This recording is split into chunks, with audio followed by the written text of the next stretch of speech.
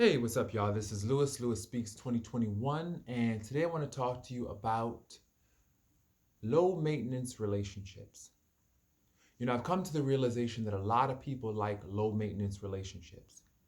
They like relationships that don't require much from them. They like these low investment relationships because in actuality, they're looking for a deal. They like the space and the freedom that comes along with these relationships. And while on one hand, I can understand that, I realized something about myself. I realized that I am emotional high maintenance. I realized that I require investments, things like honesty, loyalty, trust, consistency. That is the key for me. Consistency, especially in this day and age where everything is just a rotating body. Everything is just here one minute, then gone the next. You need something in your life that you can depend on and set your watch to. So I realized that I need those things. And in a world that prizes toxic independence, in a world that really doesn't value things like loyalty, trust, consistency, it's really hard for those who are emotional, high maintenance. And the thing about it is, a lot of people don't want to deal with people that are high maintenance. They don't want to deal with it. It's too much work, it's too much energy. But the thing here's the kick though. Here's the rub. The thing about people who are high maintenance is that they offer remarkable insight. They offer a level of concern that is surpassed by these low vibrational, low maintenance relationships. Eventually, those who only want those low maintenance relationships, eventually they're gonna fall on hard times. They're gonna fall on hard times. They're gonna have a crisis, and they're gonna need guidance. They're gonna need support. They're gonna need various things. And those low vibrational, low maintenance relationships that they selected, they won't be able to handle their crisis. And the funny thing is, they'll be the first ones to blame those people. Oh, you're never there for me in a crisis. But wait a minute. You got to remember, you chose those low maintenance, low vibrational relationships because you thought you were getting a deal. You thought that you were getting over like a fat rat. You thought that you could just give crumbs, time, energy, and get the most. You know?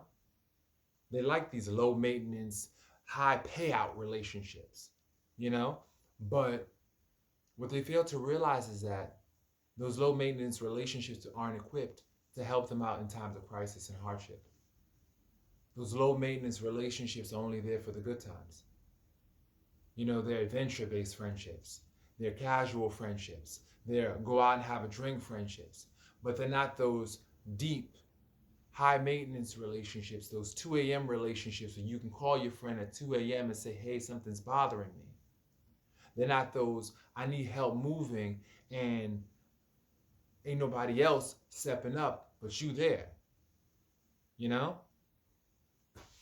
This is what I'm talking about. So the thing is, a lot of times people don't want high maintenance. They want what's easy.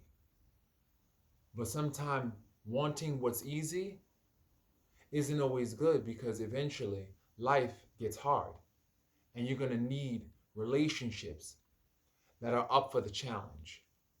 You're going to need friendships that are up for the challenge, not friendships that will fold on you in your hour of need. You know, I've learned that a lot of people, when you hold them accountable and when you encourage them to take responsibility for their actions, many people will just avoid you. They'll distance themselves from you.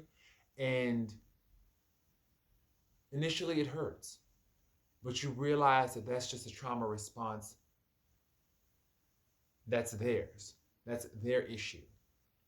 I realize that now I don't personalize too much anymore because a lot of the stuff that you personalize has nothing to do with you and has everything to do with where this other person's at in their development, you know?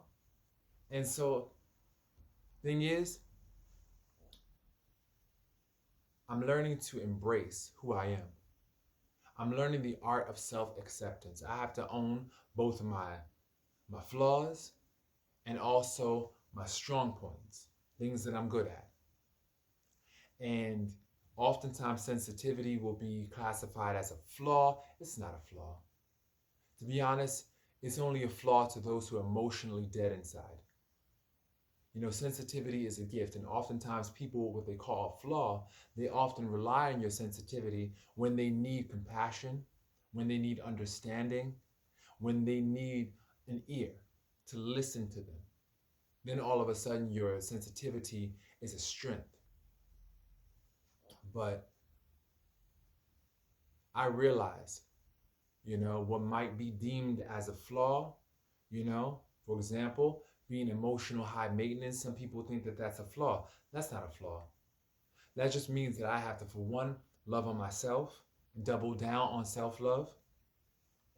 I also have to make sure that I surround myself around people who can support me, who can accentuate and bring out my good qualities, you know?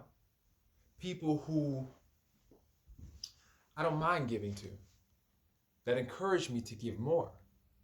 Those are my people, you know? I'm dealing with somebody and I start to feel myself, I guess, regress and kind of tighten up. That's my cue that those are not my people. Because with your people, you will definitely be free and feel free to give. You won't see that as a liability, you know?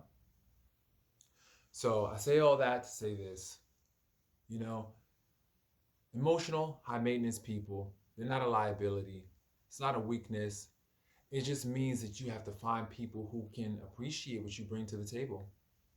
And while those who only look for low maintenance individuals, while on the surface it may seem like they're getting off scot-free and that it's an easy relationship, eventually life will get hard and they're going to find that they need emotional high maintenance people in their lives in order to help them in the hour of need. So for all my emotional high maintenance individuals out there, don't feel as though it's a weakness.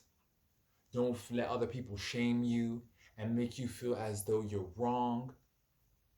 You are right. You stay emotional high maintenance. You just have to be able to find people who can afford you. And like I said, there's a lot of emotionally bankrupt people out here. They don't have it to give. And so that's their deficits. That has nothing to do with you. You have emotional riches, So honor that. So I hope this video was helpful. This has been Lewis Speaks 2021, wishing everybody a wonderful, wonderful year. Peace.